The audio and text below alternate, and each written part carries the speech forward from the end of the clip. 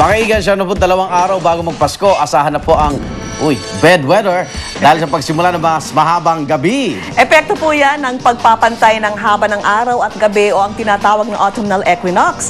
Saksi si Jamie Santos. Impunto 11:03 kaninang tanghali, pumantay ang haba ng araw at gabi sa mga bansang nasa equator gaya ng Pilipinas. Ito ang tinatawag na autumnal equinox na siya ring hudyat ng pagsisimula ng mas mahahabang gabi kaysa sa mga araw. Ito rin ang dahilan kung bakit simula na nating nararamdaman ang simoy ng Pasko. Yung concentration ng sunrise ay nasa southern part na ng hemisphere. So dito tayo nasa north. So may ka-experience na tayo ng mostly mas malamig na panahon. Para naman sa iba, extra challenge ang bumangon kapag bad weather. Masarap nga matulog. Grabe, nakakaantok ngayon sa yung panahon ngayon, tapos magpapasko na. Si Pao na alas 6 ng umagang duty bilang nurse, dumidiskarte na lang para hindi mahuli ang gising. Yung style ko kasi mas maaga akong nag-a-alarm para pag nakita ko sa cellphone ko na kailangan ko nang gumising.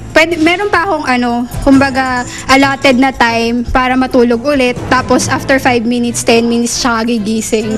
Nagagahol na rin daw sa paghahanda sa pagpasok ng kanyang anak sa eskwela si Aling Mary Rose.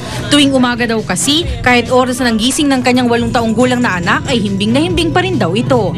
At kahit daw ginigising na niya ito, bumabalik pa rin daw ito sa higaan. Ginigising ko siya.